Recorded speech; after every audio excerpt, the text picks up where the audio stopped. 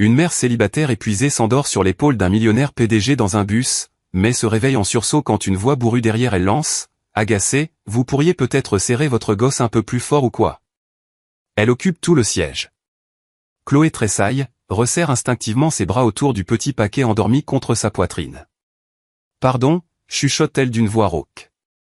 Elle dort, je vais ? Avant qu'elle puisse bouger, Emma remue et pousse un hurlement strident qui résonne sur toutes les vitres crasseuses du bus. Le cœur de Chloé s'effondre. Le chauffeur jette un œil dans le rétroviseur et aboie, « Madame, vous pouvez la faire taire ? Il y en a qui aimeraient rentrer tranquille. » J'essaie, plaide Chloé en la berçant doucement. Le froid de la nuit new-yorkaise d'hiver colle encore à son manteau. Ses mains tremblent d'épuisement. 10 heures de service au dîner, debout depuis l'aube. Et maintenant ça. Chut, ma puce, s'il te plaît, murmure-t-elle, au bord des larmes. Les pleurs d'Emma redoublent. Les têtes se tournent, les portables se lèvent, les messes basses et les yeux qui lèvent au ciel se propagent comme une traînée de poudre. Puis une voix chaude et calme s'élève à côté d'elle, « Excusez-moi, puis-je essayer quelque chose ?» Chloé se tourne, surprise. Un homme est assis de l'autre côté de l'allée, la trentaine peut-être, habillé bien trop élégamment pour ce bus de nuit. Manteau de laine marine, gants en cuir posés sur ses genoux, et des yeux qui paraissent bons. Il lui adresse un sourire rassurant. « J'ai des nièces, dit-il. Parfois, changer de bras fait toute la différence. » Chloé hésite. Tout dans sa vie lui a appris la méfiance, à ne compter sur personne. Mais Emma est inconsolable et les regards sont trop lourds. Elle hoche lentement la tête, une larme au bord des cils. Avec précaution, elle tend Emma.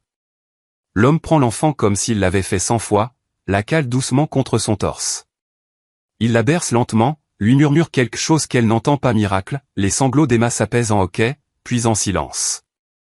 Chloé le fixe, incrédule, tandis que sa fille se blottit, apaisée, en sécurité dans les bras d'un inconnu. « Elle vous aime bien » murmure Chloé. « Elle est juste chaude et fatiguée, c'est tout » répond-il doucement. Le corps de Chloé finit par lâcher. Sa tête tombe, lourde, et sans s'en rendre compte elle s'affale contre l'épaule de l'homme. Il ne bouge pas. Ne parle pas. Il ajuste simplement sa position, retire discrètement son manteau et l'enroule délicatement autour d'Emma pour qu'elle reste au chaud, sans jamais attirer l'attention. Un geste de bonté si simple et si rare qu'il n'a pas besoin de mots. Chloé dort.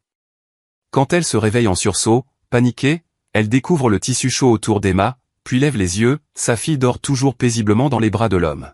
« Mon Dieu, je suis tellement désolée » souffle-t-elle. « Je n'ai pas fait exprès, je devais. » L'homme sourit, toujours aussi calme. « Ce n'est rien. Vous étiez épuisée. N'importe qui l'aurait été.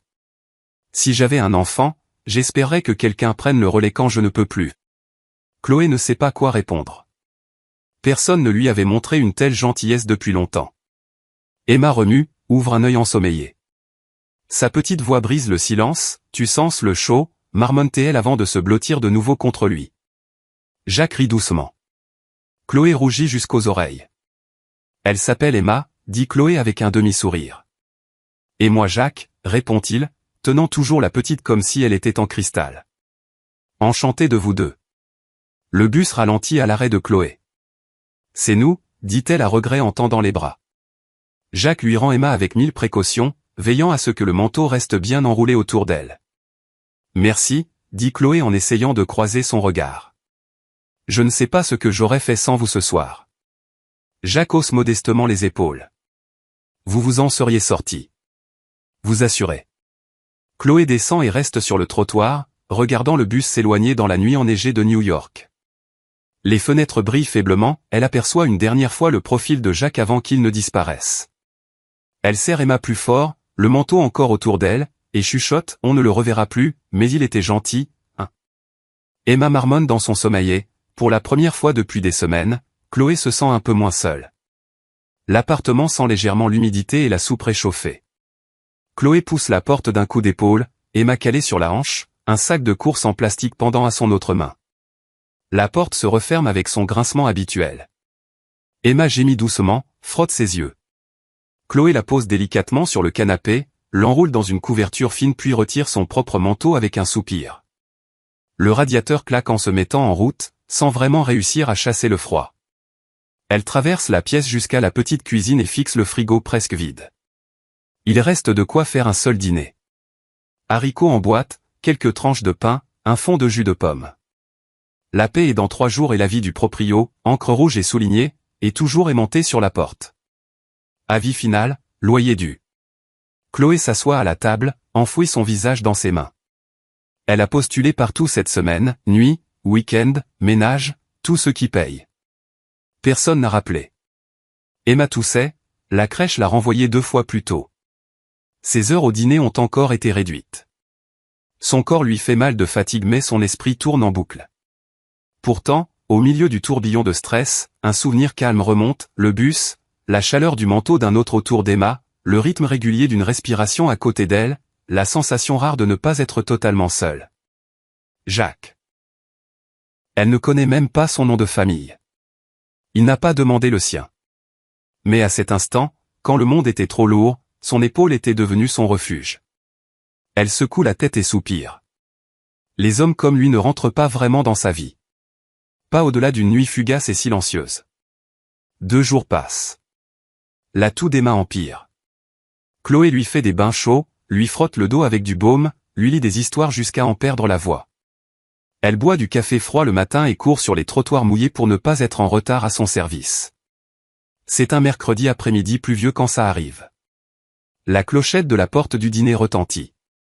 Chloé est en train de remplir une tasse ébréchée quand elle lève les yeux et se fige. Jacques.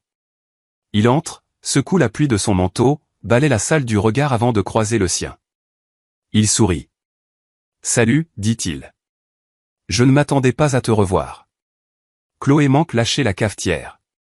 Elle la pose avec précaution, s'essuie les mains sur son tablier, le cœur qui cogne. « Moi non plus, répond-elle, un sourire nerveux aux lèvres. Petite ville, j'imagine. Jacques regarde autour de lui puis revient à elle. Beaucoup de monde aujourd'hui. Ça dépend des heures, répond-elle, la voix qui tremble un peu. Tu veux une table? Juste un café. Noir. Elle hoche la tête, attrape une tasse avec des doigts maladroits. Elle verse le café, pose la tasse devant lui là où il s'est installé au comptoir. Merci, dit-il doucement. Elle acquiesce encore puis se détourne, fait semblant de nettoyer un plateau. Jacques ne dit plus rien. Il reste là, sirote son café, la regarde travailler derrière le comptoir. Sans question, sans attente, juste présent. Et Chloé, même si 1000 questions tournent dans sa tête, ressent à nouveau quelque chose qui ressemble à du calme. L'air du matin est piquant, le genre qui colle à la peau même à travers le manteau le plus épais. Chloé avance lentement sur le trottoir mouillé, son souffle forme de petits nuages. Elle est en avance. Emma a enfin dormi presque toute la nuit et Chloé a décidé de marcher doucement, de savourer ce rare moment de paix avant la routine. Mais en approchant du dîner, elle ralentit. Quelque chose est accroché à la porte d'entrée. Un sac en papier. Elle regarde autour d'elle. Personne. La rue est presque déserte, seul le bruit lointain des klaxons. Prudemment, elle s'approche et détache le sac. Il est plus lourd qu'il n'y paraît. Elle l'ouvre doucement et retient son souffle. Dedans, 2 boîtes de lait infantile, un petit flacon de sirop contre la toux enfant, une boîte de mouchoirs avec des animaux dessinés, et glissé entre tout ça, une note pliée. Je me suis dit qu'Emma en aurait peut-être besoin. J'ai. Les doigts de Chloé se crispent sur le papier. Sa poitrine se serre, brute et inattendue. Elle ne lui avait pas dit qu'Emma était malade. Ni que le lait coûtait trop cher. Il avait simplement remarqué et agi, en silence, sans prévenir, sans rien attendre en retour. Elle emporte le sac à l'intérieur, le pose sur le comptoir et le fixe longuement. Ses mains tremblent. Une moitié de son cœur gonfle de gratitude. L'autre se contracte d'inconfort. Gentillesse ou pitié? Toute la journée le sac reste derrière le comptoir. Chloé fait son service comme d'habitude, prendre les commandes, essuyer les tables, remplir les cafés. Mais son esprit revient sans cesse à lui, à Jacques, à la façon dont il n'a rien dit en la voyant travailler ici. Dont il a simplement regardé, sans juger. Pourtant quelque chose se noue en elle. Quand son service se termine, elle ne rentre pas. Elle attend. Et à 17h30, alors que la pluie recommence à tomber, La clochette retentit. Jacques entre comme 2 jours plus tôt. Chloé se tient derrière le comptoir, bras croisés très fort sur la poitrine. Il remarque immédiatement sa posture. « Salut, dit-il. Il faut qu'on parle, lâche-t-elle, plus tendue qu'elle ne le voulait. Il hoche lentement la tête et s'approche. D'accord. Elle ne se radoucit pas, j'ai trouvé le sac. J'espérais que tu le trouverais, répond-il. Je n'ai rien demandé. Non, confirme-t-il. Tu n'as rien demandé. Alors pourquoi? Sa voix se fissure légèrement, colère et confusion se battent. Pourquoi tu fais ça? Tu ne me connais pas, il soutient son regard, calme. Parce que tu élèves ta fille toute seule, tu fais des doubles services et tu trouves encore la force de sourire aux inconnus. Parce que je t'ai vu dans ce bus tenir bon quand tout s'écroulait. Sa gorge se serre. Je ne suis pas un cas de charité, chuchote-t-elle. Je n'ai jamais dit ça, répond Jacques doucement. Alors qu'est-ce que je suis pour toi? Il hésite, choisit ses mots avec soin. Tu es forte. Tu fais quelque chose sous lequel la plupart des gens s'effondreraient. Je n'ai pas laissé ce sac parce que je te trouvais faible. Je l'ai laissé parce que je vois à quel point tu te bats. Les épaules de Chloé s'affaissent légèrement. Ses yeux piquent. Je ne sais pas accepter ce genre de choses, murmure-t-elle. Je ne te demande pas de savoir, répond Jacques. Sache juste que c'était sans contrepartie. Pas de pitié. Juste du respect. Elle le regarde longuement, déchirée entre fierté et quelque chose de plus profond. Puis elle hoche une fois la tête, presque imperceptiblement, et Jacques, comprenant qu'elle n'a plus besoin de mots, lui sourit simplement et va s'asseoir à sa place habituelle sans rien ajouter. Le soleil filtre à travers les branches nues de Central Park, jetant une lumière dorée douce sur les trottoirs encore humides de la pluie de la veille. Il fait plus froid à l'ombre, mais Chloé a bien emmitouflé Emma dans sa veste, un petit bonnet de laine couvrant ses boucles. Jacques marche à côté d'elle, main dans les poches de son manteau, calquant son pas sur le leur sans hâte. Chloé avait hésité quand il avait proposé. Le café était devenu familier, mais une balade le week-end, c'était autre chose. Pourtant quelque chose dans sa voix, dans la sincérité tranquille de ses yeux, l'avait convaincu de dire oui. Il longe le terrain de jeu où les enfants rient et se poursuivent, leur souffle formant de petits nuages. Emma reste d'abord accrochée à la jambe de Chloé, timide, puis finit par lever les bras vers Jacques. Chloé retient son souffle, mais Jacques sourit simplement et ajuste son pas au petit pas d'Emma. Il s'assoit sur un banc face à l'étang au canard, Emma entre eux avec un biscuit dans une main et son éternel lapin en peluche râpé sous le bras. Jacques s'adosse. « Tu viens souvent ici ?»« Pas tant que ça, » répond Chloé. « Seulement quand j'ai assez d'énergie pour marcher plutôt que prendre le métro. » Il la regarde de côté. « Tu as l'air plus reposé aujourd'hui. » Chloé rit doucement. Les apparences trompent. Un silence. Le vent fait frémir les arbres. Elle baisse les yeux sur Emma qui fredonne pour elle-même. Puis Chloé dit, « Son père est parti quand j'étais enceinte de 3 mois. Il a dit qu'il n'était pas prêt, que j'avais ruiné sa vie. » Jacques reste silencieux, la laisse parler. « Ma mère était mon seul soutien, mais elle est partie avant les 1 an d'Emma. Cancer, rapide et cruel. Après, il n'y avait plus que moi. Boulot, loyer, couche, tout. » Sa voix tremble légèrement. Il y avait des nuits où je berçais Emma pendant qu'elle pleurait et je faisais semblant de ne pas pleurer aussi. La mâchoire de Jacques se crispe, mais il ne dit rien. J'ai arrêté de faire confiance aux gens, ajoute Chloé. Pas par choix, juste pour survivre. Emma tire sur sa manche et Chloé embrasse le haut de sa tête. Jacques regarde l'eau. Ma mère m'a élevé seule aussi, dit-il doucement. Un appartement, une pièce dans le Bronx. Elle faisait 3 boulots.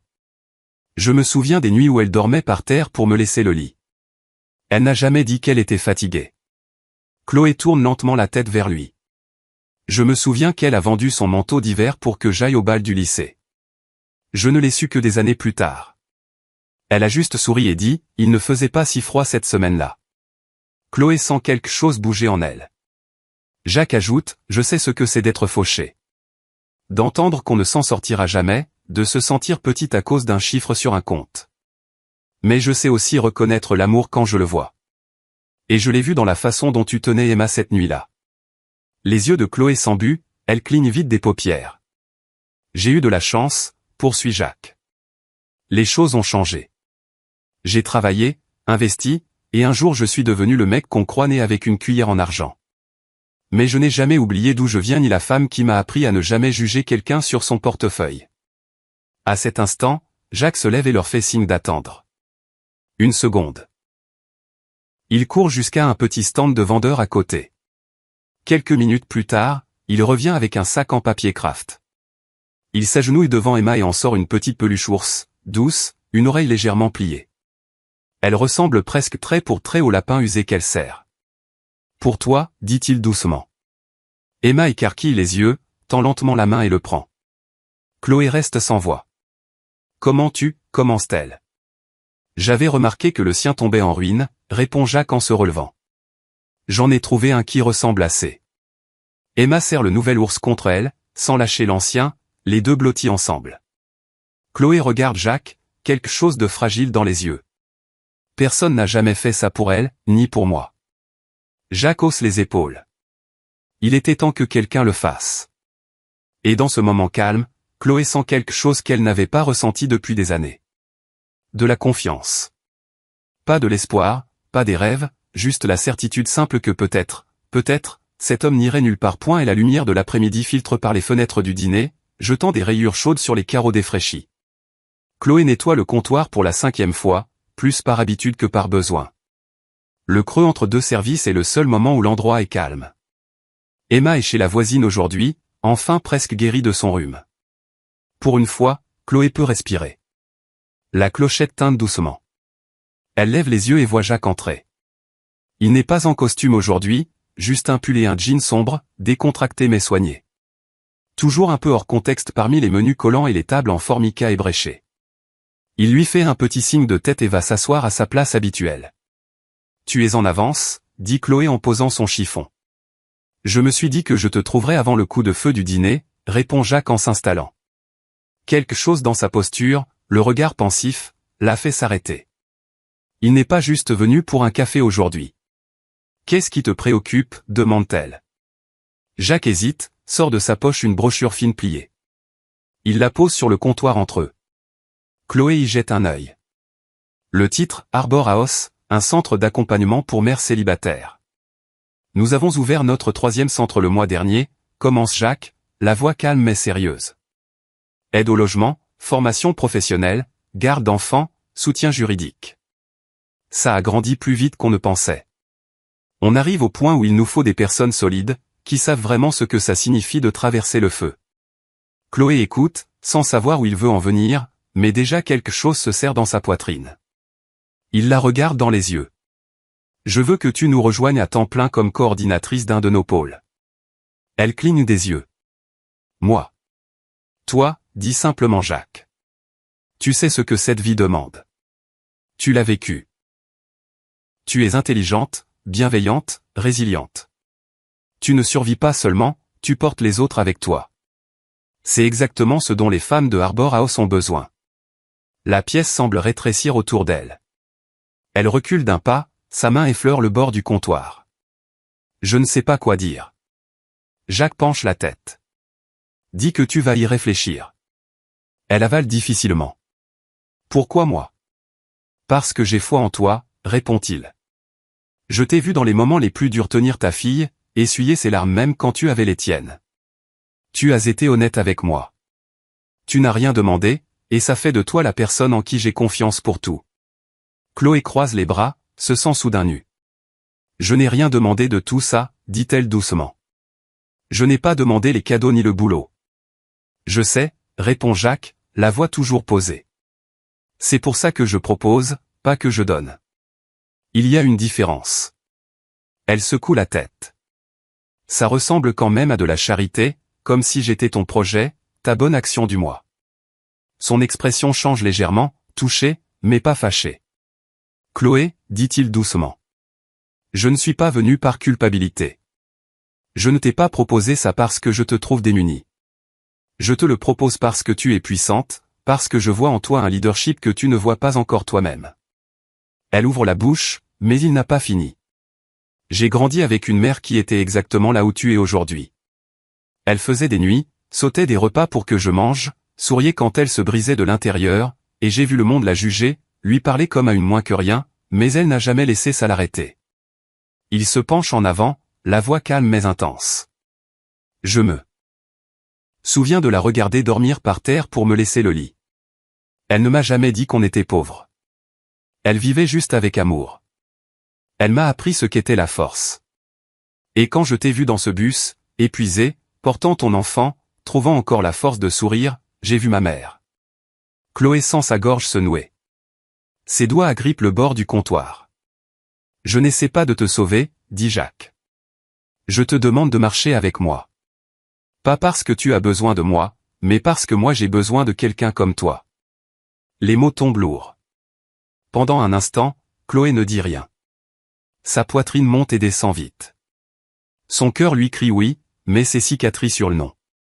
Je ne peux pas, finit-elle par dire, la voix basse. Jacques ne force pas. Il hoche simplement la tête. Je comprends. Elle le regarde, les yeux pleins d'un mélange d'excuses et de peur. Je ne suis juste pas prête. Je ne sais pas si je peux être celle que tu crois. Jacques sourit doucement. Tu le es déjà. Cette nuit-là, Chloé rentre lentement sous les lampadaires tremblotants.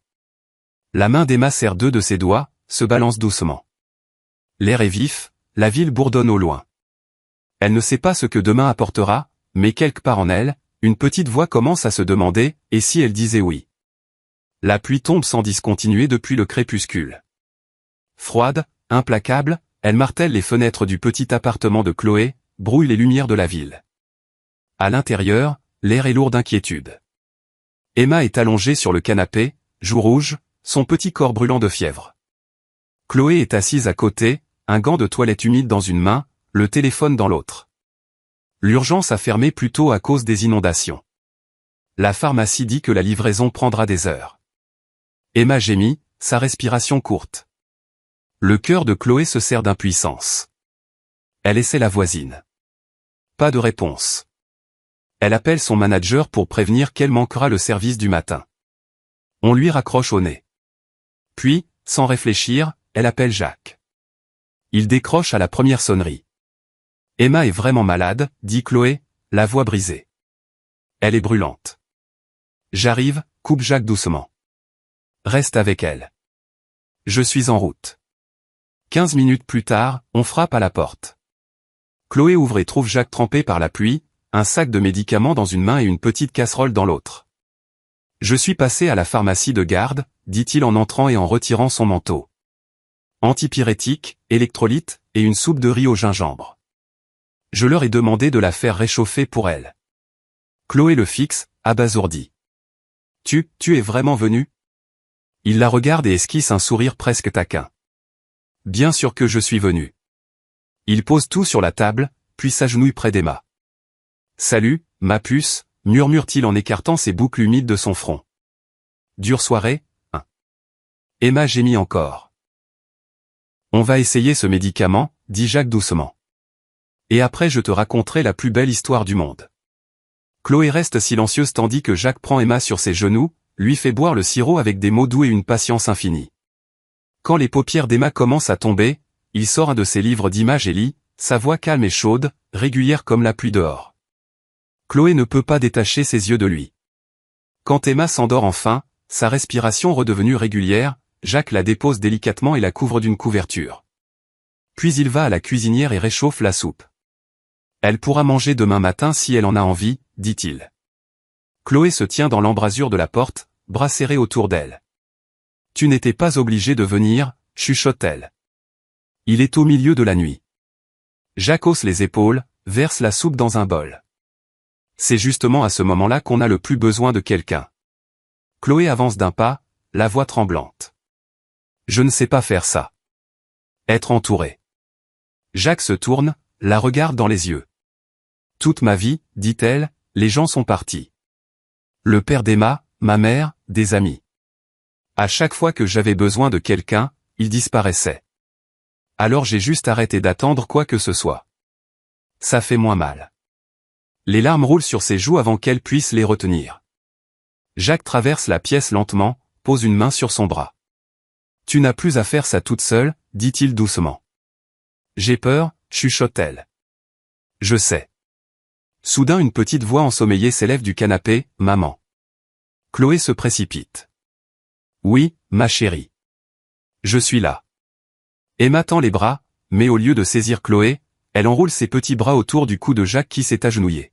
« Si t'étais un oreiller, » marmonne-t-elle, la voix pâteuse de sommeil, « je te lâcherai jamais. » Jacques rit doucement et la serre contre lui.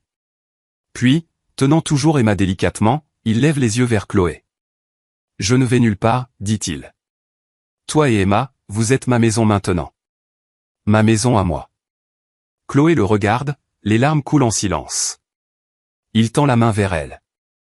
Elle ne recule pas.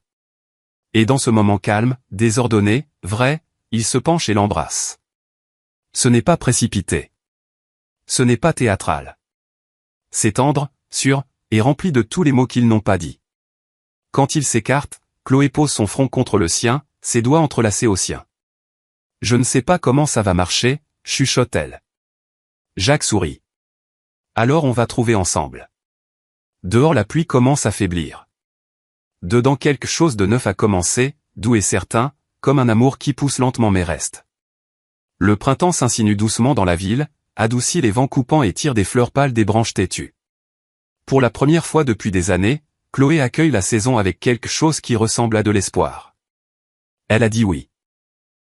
Oui au boulot, oui à la cause, oui à quelque chose de plus grand que la survie. À Arbor House, elle se retrouve entourée de femmes qui lui rappellent celle qu'elle était. Jeune, épuisée, effrayée, et pourtant chaque jour elle se tient devant elle, non plus comme une version brisée d'elle-même, mais comme la preuve que guérir est possible. Elle organise les garderies, forme les bénévoles, anime des ateliers sur le budget et les aides pour parents solos. Ses journées sont longues et souvent chaotiques, mais elles ont du sens.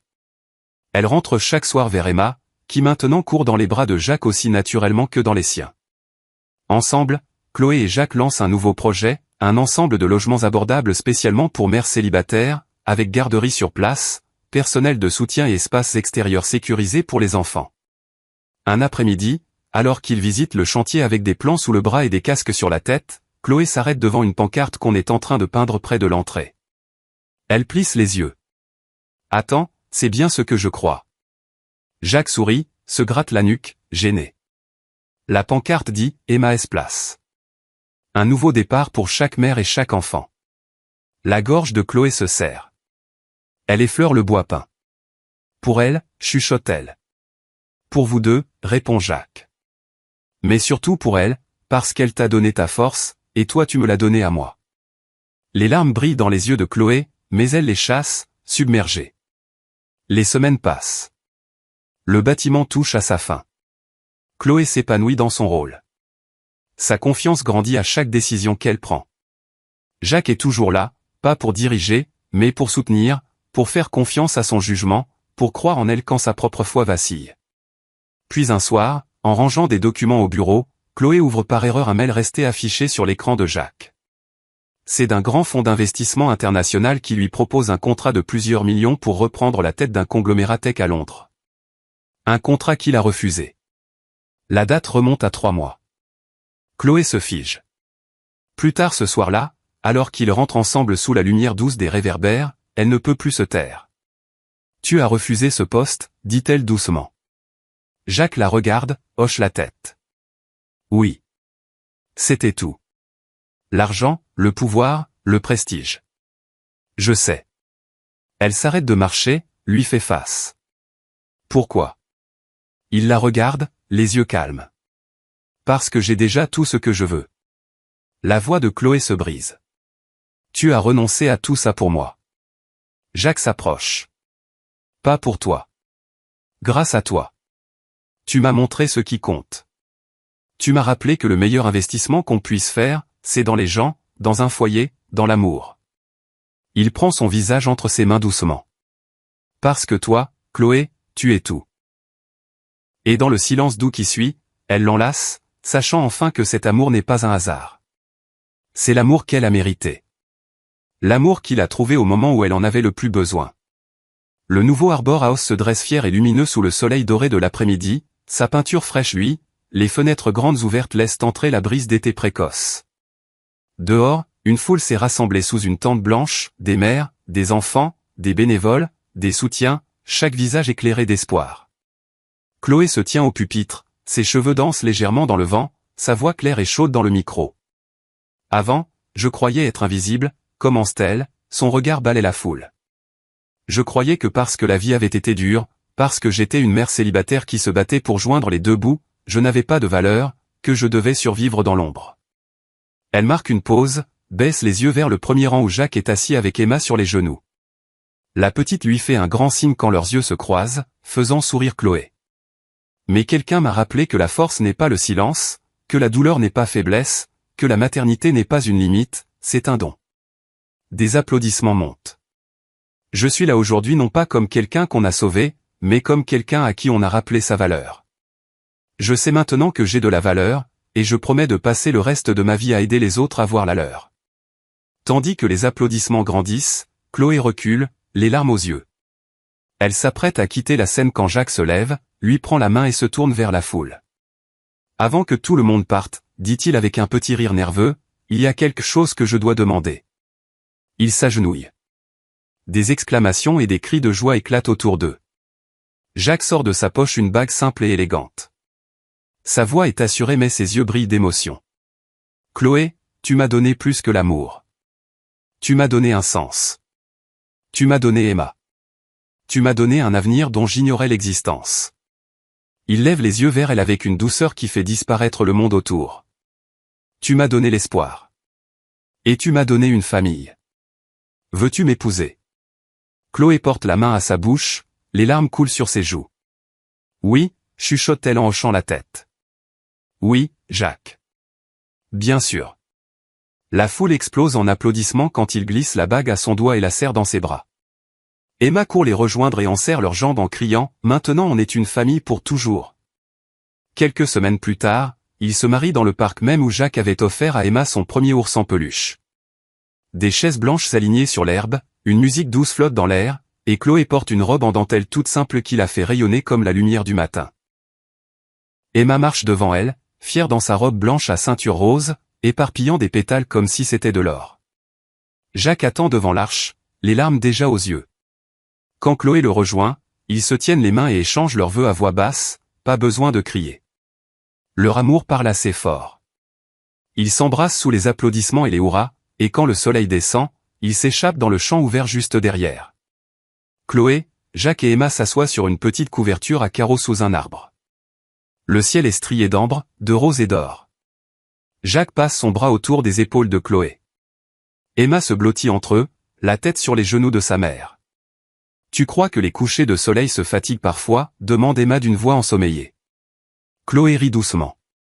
Non, ma chérie. Il se relaie juste avec la lune. Jacques serre la main de Chloé. Et tandis que le ciel s'assombrit et que les lucioles commencent à danser, tous les trois restent là, épaule contre épaule, cœur contre cœur, regardant le jour s'achever et un nouveau commencer ensemble, toujours.